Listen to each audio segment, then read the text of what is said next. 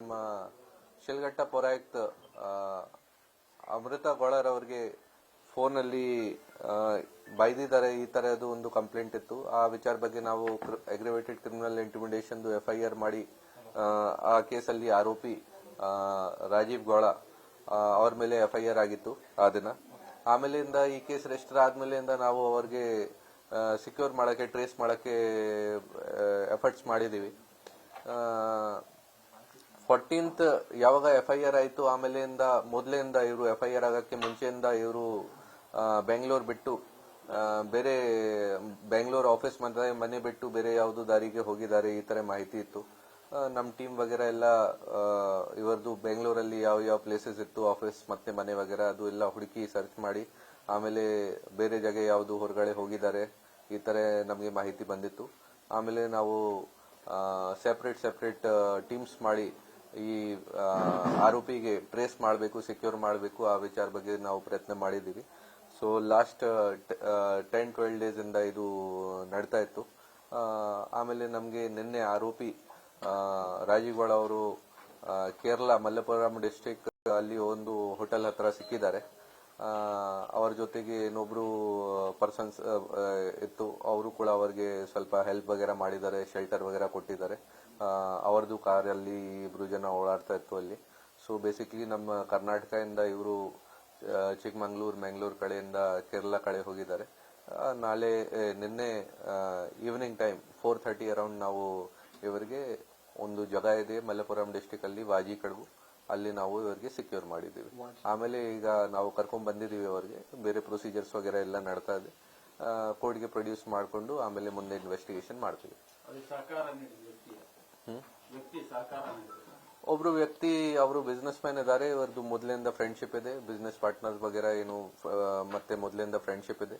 ಅವರು ಅವರಿಗೆ ಶೆಲ್ಟರ್ ಕೊಟ್ಟಿದ್ದಾರೆ. ಈ ತರ ನಮ್ಮ ಇನ್ವೆಸ್ಟಿಗೇಷನ್ ಅಲ್ಲಿ ನಮ್ಮ ಗಮನಕ್ಕೆ ಬಂದಿದೆ. ಅವ್ರಿಗೆ ಕೂಡ ನಾವು ಸೆಕ್ಯೂರ್ ಮಾಡಿ ಅವ್ರದ್ದು ಕೂಡ ಇಂಟರ್ಗೇಷನ್ ವಗೇರಾ ಮಾಡ್ತಾ ಇದೀವಿ. ಏನ್ ಹೆಲ್ಪ್ ಮಾಡಿದ್ದಾರೆ, ಏನೇನ್ ಮಾಡಿದ್ದಾರೆ, ಅವ್ರ ಮೇಲೆ ಕೂಡ ಕ್ರಮ ತಗೊಳ್ತೀವಿ.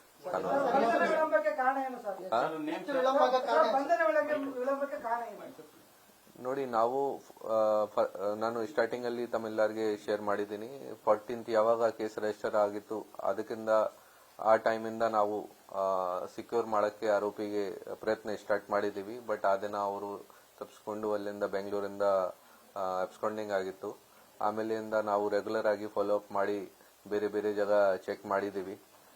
ಮತ್ತೆ ನಮ್ಮ ಸೈಡ್ ಇಂದ ಎಲ್ಲ 100% ಪ್ರಯತ್ನ ಮಾಡಿದೀವಿ ನಾವು. ಆಮೇಲೆ ಕೂಡ 10-12 ಡೇಸ್ ಆಯಿತು. ಬಟ್ ನಮಗೆ ಕಾನೂನು ಪ್ರಕಾರ ಏನ್ ಮಾಡಬೇಕಿತ್ತು ಅದು ನಾವು ಆಲ್ರೆಡಿ ನಮ್ಮ ಟೀಮ್ ಒಳ್ಳೆ ಕೆಲಸ ಮಾಡಿ ಎಲ್ಲ ಬೇರೆ ಬೇರೆ ಜಾಗ ಚೆಕ್ ಮಾಡಿ ಸರ್ಚ್ ಮಾಡಿ ಈಗ ನಿನ್ನೆ ಅರೆಸ್ಟ್ ಮಾಡಿದ್ದಾರೆ ಅವ್ರಿಗೆ.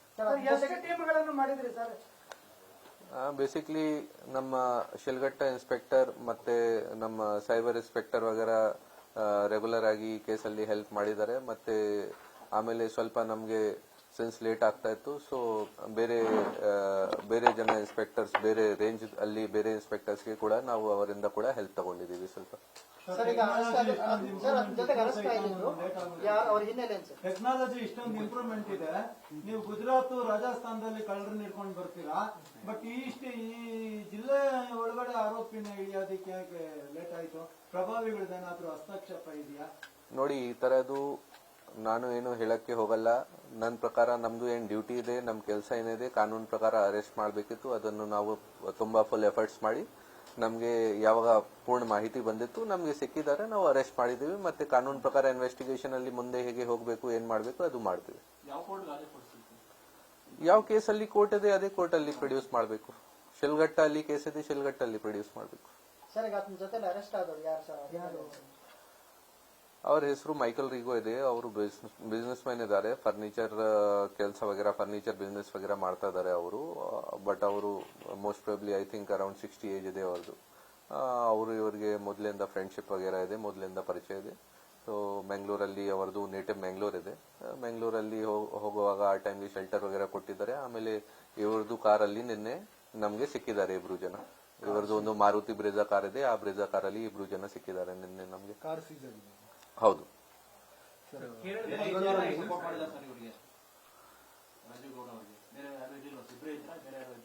ನಮ್ಗೆ ಯಾವಾಗ ನಾವು ನಿನ್ನೆ ಅರೆಸ್ಟ್ ಮಾಡಿದೀವಿ ಆ ಟೈಮ್ಗೆ ಓನ್ಲಿ 2 ಜನ ಸಿಕ್ಕಿದ್ದಾರೆ. ಯಾರು ಒಬ್ರು ಅವ್ರದ್ದು ಫ್ರೆಂಡ್ ಇದ್ದಾರೆ, ಮತ್ತೆ ನಮ್ಮ ಆರೋಪಿ 2 ಜನ ಸಿಕ್ಕಿದ್ದಾರೆ. ಬೇರೆ ಏನಾದ್ರೂ ಈ ತರದ್ದು ಯಾರಾದ್ರೂ ರೋಲ್ ಇದೆ ಅದು ಕೂಡ ನಾವು ಇನ್ವೆಸ್ಟಿಗೇಷನ್ ಅಲ್ಲಿ ಪತ್ತೆ ಮಾಡಕ್ಕೆ ಪ್ರಯತ್ನ ಮಾಡ್ತೀವಿ. ಸರ್ ವಿಚಾರಣೆಯಲ್ಲಿ ಏನಾದರೂ ಹೇಳಿದ್ರು ಸರ್? ಇಲ್ಲ, ಈಗ ಇನ್ವೆಸ್ಟಿಗೇಷನ್ ನಡ್ತಾ ಇದೆ. ಅವ್ರ ಜೊತೆ ನಾವು ಮಾತಾಡ್ತೀವಿ, ಕೇಳ್ತೀವಿ ಬೇರೆ ಏನೇನಿತ್ತು ಈ ತರ ಇನ್ವೆಸ್ಟಿಗೇಷನ್ ಅಲ್ಲಿ ಅವರು ಕಾಪರೇಷನ್ ಮಾಡ್ತಾರೆ. ಸೊ ಅವ್ರದ್ದು ಕೂಡ ಹೇಳಿಕೆ ವಗೇರಾ ತಗೊಂಡು ಇನ್ವೆಸ್ಟಿಗೇಷನ್ ಅಲ್ಲಿ ಸೇರಿಸ್ತೀವಿ. ಧಮಕಿ ಹಾಕಿದ್ರಲ್ಲ ಸರ್, ಈಗ ಆ ಆಡಿಯೋಗೆ ಇವ್ರಿಗೆ ಆಡಿಯೋಗೆ ಮ್ಯಾಚ್ ಆಗುತ್ತೆ ಸರ್? ಅದು ಇನ್ವೆಸ್ಟಿಗೇಷನ್ ಪಾರ್ಟ್ ಇದೆ. ವಾಯ್ಸ್ ಸ್ಯಾಂಪಲ್ ವಗೇರಾ ತಗೊಂಡು ಅದನ್ನು ಚೆಕ್ ಮಾಡಬೇಕು, ಮತ್ತೆ ಕಾಲ್ ಡೀಟೇಲ್ಸ್ ವಗೇರಾ ತಗೊಂಡು ಅದನ್ನು ಚೆಕ್ ಮಾಡಬೇಕು. ಇನ್ವೆಸ್ಟಿಗೇಷನ್ ಅಲ್ಲಿ ಚೆಕ್ ಮಾಡ್ತೀವಿ ನಾವು. ಸರ್, ಆ ವ್ಯಕ್ತಿ ಬಗ್ಗೆ ಬೇರೆ ಎಲ್ಲ ಆರೋಪಗಳು ದೂರುಗಳು ಕೇಳಿ ಬಂದಿತ್ತು, ಅದೆಲ್ಲ ತನಿಖೆ ಮಾಡ್ತಾ ಇದ್ದೀವಿ. ಕೇಸಸ್ ಅಂತ ಏನು ಸರ್? ಅದು ಹಳೆ ಕೇಸಸ್ ಇದೆ ನೋಡಿ. ನಾನು ಚಿಂತಾಮಣಿ ASP ಇದ್ದಾಗ ಆ ಟೈಮ್ಗೆ ಅಟ್ರಾಸಿಟಿ ಕೇಸಸ್ ನಾನೇ ಇನ್ವೆಸ್ಟಿಗೇಟ್ ಮಾಡಿದ್ದೀನಿ. ಬೇರೆ ಫೈನಾನ್ಷಿಯಲ್ ಫ್ರಾಡ್ಸ್ ವಗೇರಾ ರಿಲೇಟೆಡ್ ಕೇಸಸ್ ವಗೇರಾ ಇದೆ. ಸೊ ಆ ಕೇಸಸ್ ಡೀಟೇಲ್ಸ್ ಆಲ್ರೆಡಿ ಅವೈಲೇಬಲ್ ಇದೆ. ಸೊ ಆ ಕೇಸಸ್ ಆಲ್ರೆಡಿ ಸ್ಟೇಟಸ್ ಏನಿದೆ, ಈ ಕೇಸ್ ನಮ್ಗೆ ಈಗ ಶಿಲ್ಘಟ್ಟಲ್ಲಿ ಏನಾಗಿದೆ ಅದು ಸಂಬಂಧ ಇಲ್ಲ. ನಾವು ನಮ್ಮ ಕೇಸ್ ಈಗ ಏನ್ ರಿಜಿಸ್ಟರ್ ಆಗಿದೆ ಆ ಕೇಸ್ ಇನ್ವೆಸ್ಟಿಗೇಷನ್ ಮಾಡ್ತೀವಿ. ಒಂದೇ ಪ್ರಕರಣ ಸರ್, ಎಷ್ಟು ಪ್ರಕರಣ ದಾಖಲಾಗಿದೆ ಸರ್ ಈ ಪರ್ಟಿಕ್ಯುಲರ್ ಕೇಸಿಗೆ ಸಂಬಂಧ? ಈ ಕೇಸ್ ಈ ಇಶ್ಯೂ ಸಂಬಂಧಪಟ್ಟ ಟೋಟಲಿ 2 FIR ಅದನ್ನ 14th ಆಗಿತ್ತು.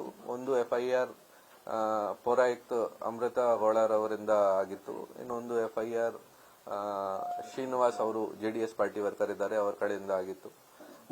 ಆಮೇಲೆ ಸ್ವಲ್ಪ ದಿನ ಹಿಂದೆ ಯಾವುದೋ ಒಂದು ಅನಾಮಧೇಯ ಲೆಟರ್ ಬಂದಿದೆ ಪೌರಾಯುಕ್ತ ಅವರಿಗೆ.